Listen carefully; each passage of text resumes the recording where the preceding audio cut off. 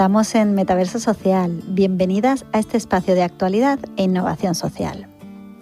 El podcast de Onda Local de Andalucía en colaboración con CAIS, Consorcio Andaluz de Impulso Social. El universo social en el que estamos inmersas. Y hoy hablamos de transformación, evolución e innovación en las entidades sociales de Andalucía.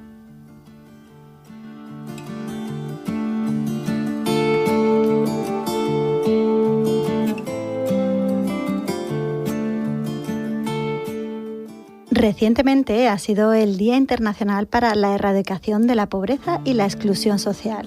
La Red Andaluza de Lucha contra la Pobreza y la Exclusión Social, EAPN Andalucía, ha convocado a medios de comunicación para un encuentro informativo donde representantes de esta plataforma, compuesta por 68 entidades sociales, dieron a conocer datos oficiales, los más relevantes en nuestra comunidad autónoma en términos de pobreza y exclusión social. Con nosotros hoy está Juan Luis del Can, presidente de EAPN Andalucía. Bienvenido. Muchas gracias, bien hallado. Muchas gracias por venir a nuestro podcast, venir a este podcast de innovación social en el tercer sector y la economía social en Andalucía, donde damos visibilidad a entidades que están fortaleciendo este tercer sector para colectivos vulnerables. Juan Luis, muchas gracias por venir. Te quería preguntar que nos cuentes primero brevemente la misión de EAPN Andalucía y cómo contribuye esta red a la lucha contra la pobreza y la exclusión social.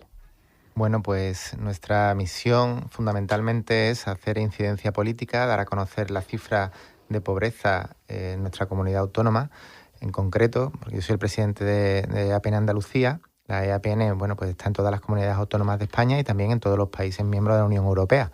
Entonces, bueno, es importante que se conozcan las cifras. Nosotros tenemos un informe muy exhaustivo que lo venimos desarrollando desde hace ya 14 años y, por tanto, es importante, como digo, que la sociedad conozca cuál es la situación real de pobreza en Andalucía con datos exhaustivos. Después, por otro lado, nosotros también perseguimos darle voz a las personas que están en situación de pobreza para que de primera mano y siendo protagonistas, las personas que están en esta situación puedan transmitir pues sus dificultades diarias a la opinión pública. Creo que también creemos fundamentalmente en esta fortaleza de primera mano de dar la voz a las personas protagonistas, como digo. Y bueno, después nosotros hacemos pues muchísima labor con las administraciones públicas, participamos en el diseño de las políticas sociales para que esas políticas puedan dar respuesta de una manera real a la problemática que viven las personas en situación de pobreza en Andalucía y por tanto, bueno, pues estamos muy disponibles y porque creemos que es fundamental que en Andalucía se vaya revirtiendo esta situación de tasas de pobreza tan altas que mantenemos desde los últimos años. Me gustaría que hablásemos un poco del perfil de persona que se está viendo más afectada por la pobreza y la exclusión social en Andalucía. Habéis sacado nuevos datos, habéis sacado un nuevo informe sobre la región. Entonces, ¿hay algún grupo que esté particularmente más en riesgo en estos momentos? Sí, en concreto, este informe refleja que en aquellos hogares donde hay niños, niñas y adolescentes existe mayor situación de pobreza en comparación con los hogares donde no hay. Esto es un dato que nos preocupa, sobre todo porque pone de manifiesto una situación de pobreza infantil. Sabemos que la infancia es el futuro y que la infancia en nuestra comunidad autónoma esté sufriendo esta situación de pobreza, pues nos preocupa porque en el futuro, como decimos, van a ser personas que van a estar privadas en concreto de situaciones, por ejemplo, pues de alimentación, de descanso, entonces de vivienda, infravivienda. Es decir, son muchos factores porque la pobreza no tiene solamente una misma arista, sino que es multidimensional y nosotros hacemos un abordaje integral pero desgranando de estas situaciones. Entonces, en concreto, la pobreza infantil nos preocupa muchísimo. Y después, por otro lado, la pobreza en Andalucía tiene una cara más femenina que masculina. Y esto también hay que ponerlo de manifiesto, que esa brecha de género sigue existiendo a nivel de pobreza. ¿Qué datos te han llamado más la atención de esto? ¿Qué ejemplo nos pondrías un poco para ponerle cara a este tema? Bueno, pues este año ha subido muchísimo la privación material, social y severa que nosotros denominamos. Esto lo explico. Son un conjunto de indicadores donde las personas que nos están escuchando van a entender perfectamente. En hogares donde no se puede mantener la temperatura adecuada, tanto en invierno como en verano. y esto está subiendo estrepitosamente, de tal manera que hay personas que no están en situación de pobreza, pero que no pueden permitirse, por ejemplo, esta situación del mantenimiento. ¿Por qué no pueden mantenerse la temperatura? Porque a veces se teme a el elevado precio que va a venir en la factura del suministro, de gas, de electricidad, y por tanto prefieren no usar la calefacción o el aire acondicionado que lo tengan en esa vivienda, en ese hogar, por miedo a que después no va a poder hacer frente a la factura. Entonces, esto es una situación que nos preocupa. Otro indicador que se entiende perfectamente es no poder permitirse una comida de carne, pollo o pescado cada 2 días. Esto también es significativo porque, insistiendo en esa arista que tiene la pobreza en cuanto a la pobreza infantil, si los niños y las niñas no van a poder tener una alimentación adecuada, eso va a repercutir también en el futuro, ¿no?, en la nutrición. Por tanto, yo creo que esto hay que empezar a reflexionarlo de una manera muy urgente para que se vayan diseñando políticas que den respuesta a la situación de pobreza en Andalucía y podamos ir saliendo de las tasas que nos sonrojan, porque es que además Andalucía es la comunidad autónoma que mayor tasa de pobreza tiene de España. Entonces, esto requiere ya de una solución urgente, como digo. ¿Qué diferencias observan en el impacto de la pobreza en las zonas rurales en comparación con áreas urbanas de Andalucía? ¿Este tema también lo estudia EAPN o tiene algún dato que quiera reflejar? Pues sí. Es verdad que en los hogares de ámbito rural, pues la tasa de pobreza es mayor que si estamos hablando de zonas urbanas, con una diferencia de que en las zonas urbanas se ha aumentado con respecto al año pasado 1 punto y ahora mismo estamos hablando del 36,3%, pero es que en las zonas rurales se ha incrementado 6,5 puntos. Entonces ahora mismo alcanza una cifra del 46,9%. Esto también es muy significativo y nos tiene que hacer reflexionar porque estamos viendo también que hay una despoblación en las zonas rurales y en esa despoblación las personas que siguen manteniéndose en el hábitat rural, en el ámbito rural, sufren mayor tasa de pobreza en comparativa con las personas que viven en las zonas urbanas. Bueno, un dato bastante llamativo, ¿no? La comparativa que hay entre zona rural y zona urbana. ¿Cuál es el panorama actual de la pobreza en Andalucía? ¿Ha habido avances o retrocesos? ¿Cómo comparas esto, no? ¿Cuál es la línea? ¿Cómo lo comparas con el año pasado, con informes anteriores? Bueno, el año pasado habíamos mejorado con respecto al anterior, nos habíamos situado en 35,8 y este año volvemos otra vez a subir a 37,5. Entonces, esto, hablando vulgarmente, es el cuento de nunca acabar. Es decir, subimos la cifra, mejoramos, bajamos la tasa, subimos la tasa, bajamos la tasa y al final se mantiene una situación de cronicidad preocupante, donde nosotros hacemos muchísima incidencia en esta época del año porque es el Día Internacional de la Erradicación de la Pobreza, pero después parece que esto pasa inadvertido el resto del año. Nosotros queremos hacer hincapié en que esto tiene que ser una hoja de ruta pues más constante.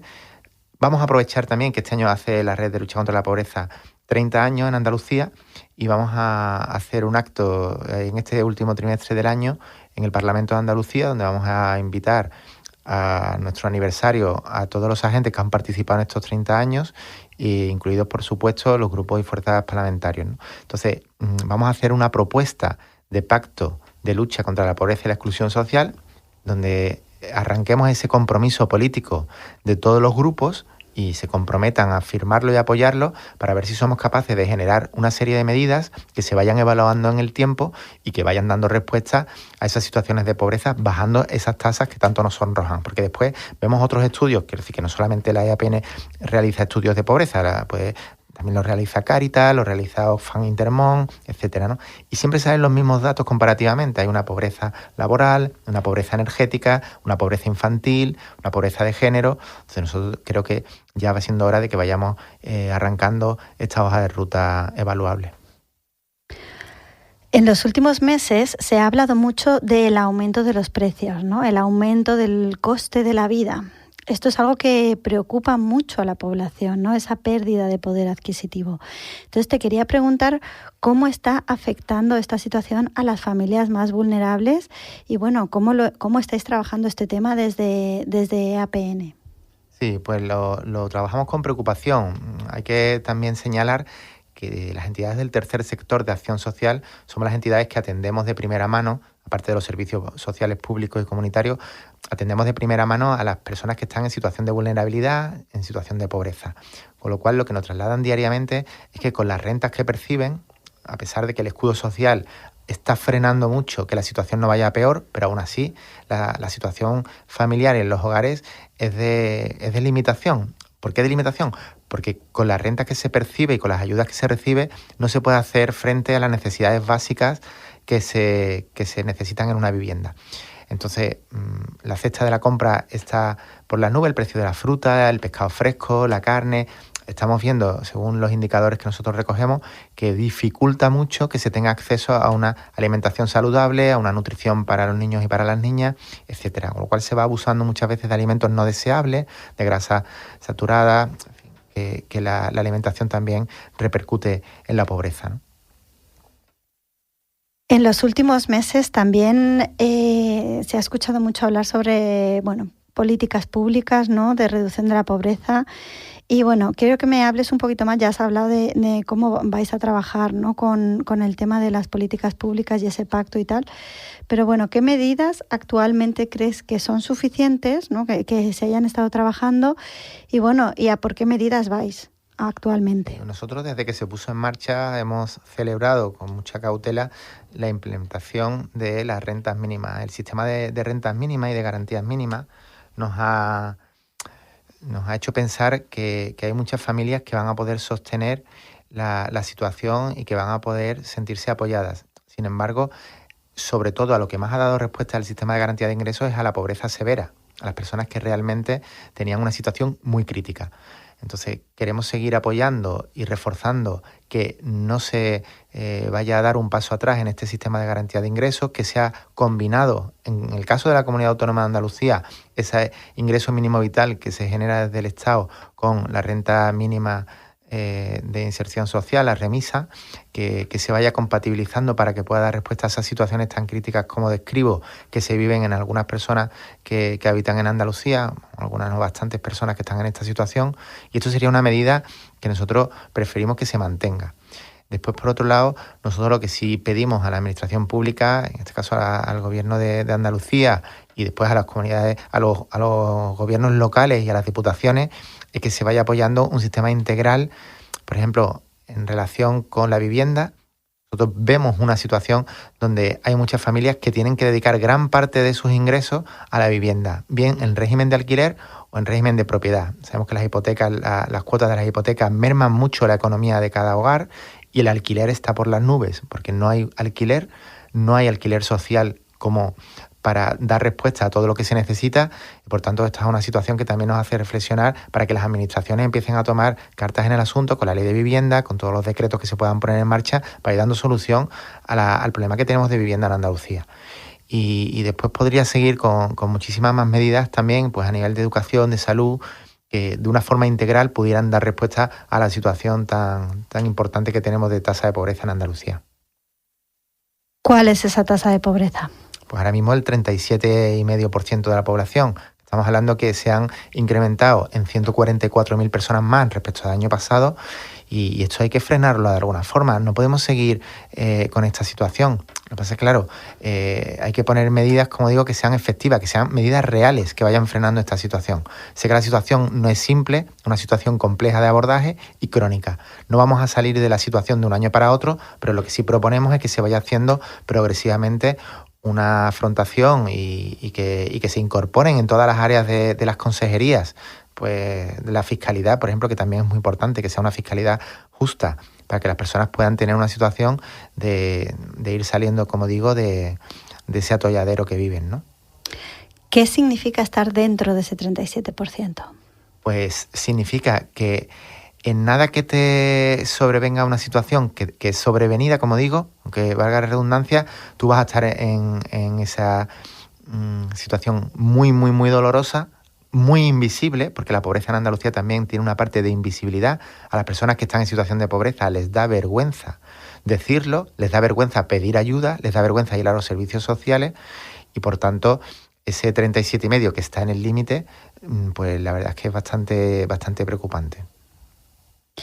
También te quería preguntar tu opinión sobre los mayores desafíos actualmente. ¿Cuáles crees que son los mayores desafíos que enfrenta la EAPN en Andalucía, pues en esta labor que lleva día a día, ¿no?, que os estáis encontrando? Bueno, nos estamos encontrando que cada vez más entidades del tercer sector se hacen miembros de la red. Nosotros llevamos una progresión enorme de muchas entidades que necesitan pues aunar la voz, ¿no? Porque son muchas las dificultades que pasamos las entidades del tercer sector. Y bueno, la red de lucha contra la pobreza tiene una misión muy concreta, muy motivadora para las entidades que atendemos a las personas en situación de vulnerabilidad social, y necesitamos estar unidas. Y estar unidas porque incluso a veces en esta época que vivimos estamos recibiendo mensajes, bulos, lo voy a decir claramente y sinceramente, bulos desde la ultraderecha, menospreciando la labor que hacen las entidades del tercer sector. A veces nos tachan incluso de chiringuitos, nos ponen a parir. Esto nos parece de una injusticia tremenda, porque nosotros estamos atendiendo a las personas, como digo, que están en la situación más necesitada de la sociedad. Entonces, lo que no necesitamos ahora mismo son esas críticas tan exacerbadas que nos hace sectores, como digo, de la ultraderecha, y que por favor se ponga en valor ese trabajo que nosotros desarrollamos con las personas que más lo necesitan. Porque además nosotros damos la respuesta que muchas veces la administración no llega. La administración, por su lentitud, por su burocracia, por muchos factores, muchas veces no es capaz de dar respuesta a una situación tan inmediata que vive una persona que te llega a la puerta de una asociación o de una fundación, te dice: necesito comer hoy, necesito ayuda para pagar la luz, necesito... Y entonces, bueno, pues las entidades estamos acompañando esos procesos sociales. Entonces necesitamos más respaldo social y, por supuesto, que las administraciones nos sigan cuidando. ¿Qué proyectos o iniciativas destacas del trabajo que estáis haciendo ahora mismo? Bueno, pues ahora mismo nosotros estamos desarrollando muchísimos grupos de trabajo sectoriales a nivel de vivienda, a nivel de empleo, a nivel de fiscalidad. Estamos generando muchísimos informes de manera específica y estamos trabajando también de una manera intersectorial con el resto de comunidades autónomas a través de la EAPN estatal. Acabamos de finalizar un proyecto muy interesante de revisión del ingreso mínimo vital, donde hemos medido aquellas personas que, correspondiéndole el ingreso mínimo vital, no les llegaba. ¿Por qué no les llega a aquellas personas que lo necesitan y que tienen derecho? Entonces ha sido un informe bastante importante con conclusiones que van a poner muchas medidas que favorezcan que a esas personas les llegue. Esto en términos técnicos se denomina non-take-up. No les llega, ¿no? Non-take-up, no les llega teniendo el derecho.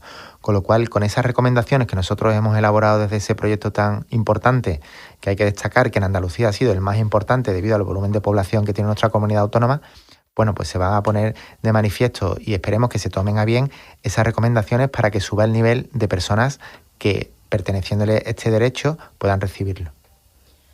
La verdad que cuando se habla de ingreso mínimo vital, bueno, hay gente que sabe en qué consiste, hay gente que no lo tiene muy claro. ¿Nos puedes comentar un poco más en qué consiste este ingreso mínimo vital y, bueno, esos resultados, ¿no?, que habéis logrado sacar para que la gente sepa a quién le puede llegar, a quién no? Sí, es cierto que los datos son muy exhaustivos y el informe es muy amplio. Entonces, de las conclusiones básicas que hemos extraído de ese informe, es cierto lo que tú apuntabas. Hay mucho desconocimiento, mucha desinformación, también hay mucho temor a la burocracia, a ver si va a ser compatible la prestación que voy a recibir con el empleo precario que tengo o que puedo tener, o acceder al mercado laboral, cómo se compatibilizan las ayudas. Es algo que la población también tiene mucha desconfianza.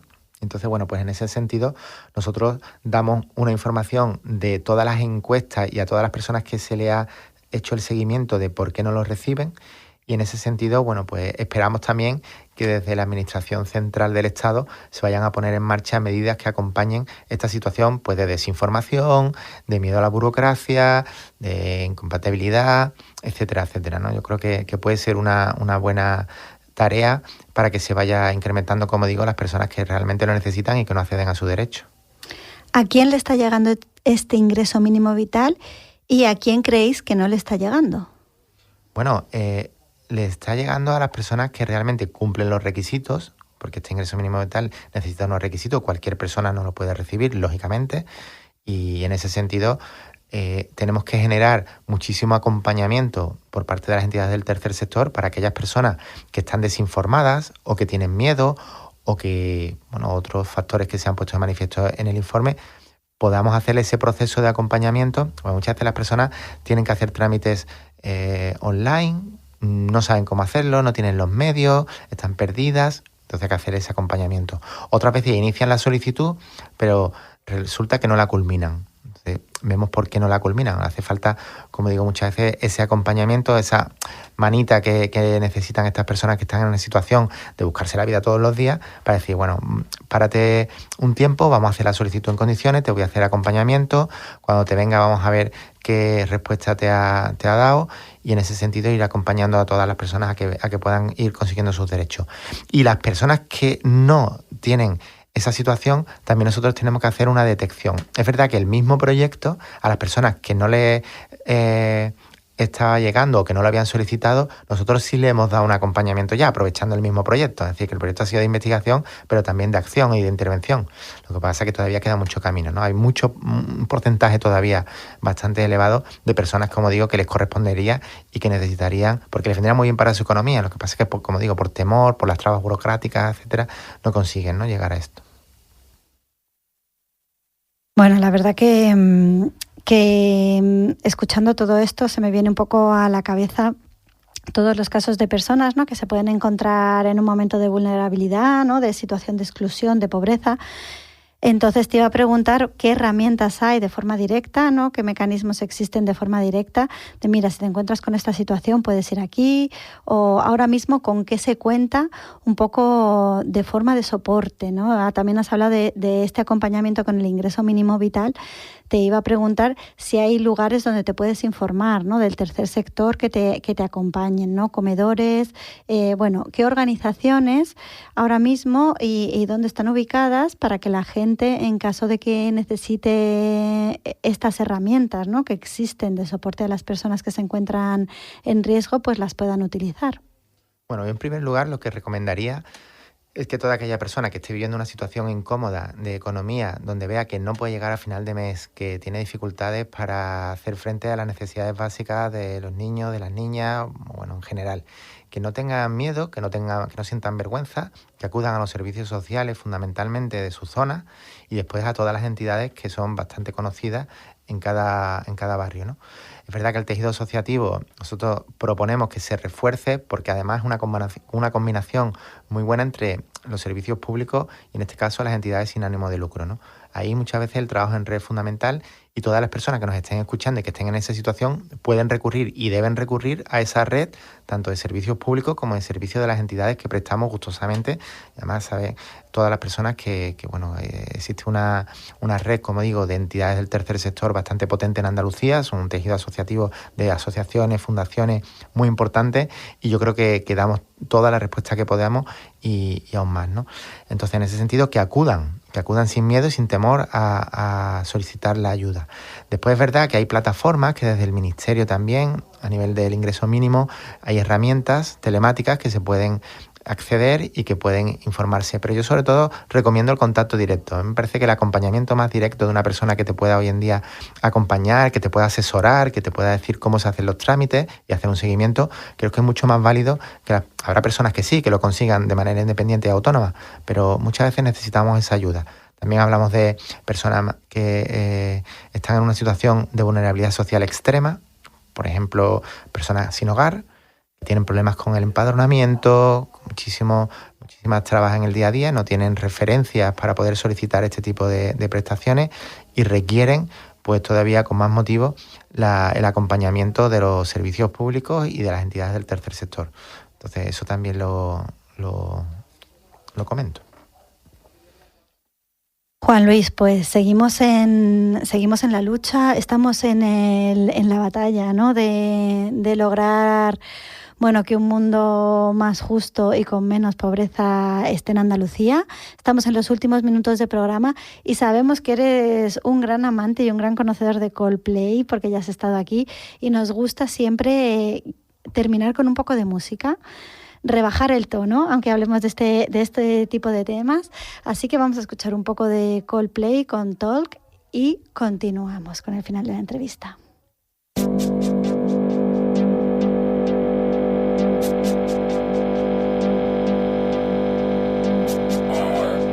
R-E-L-I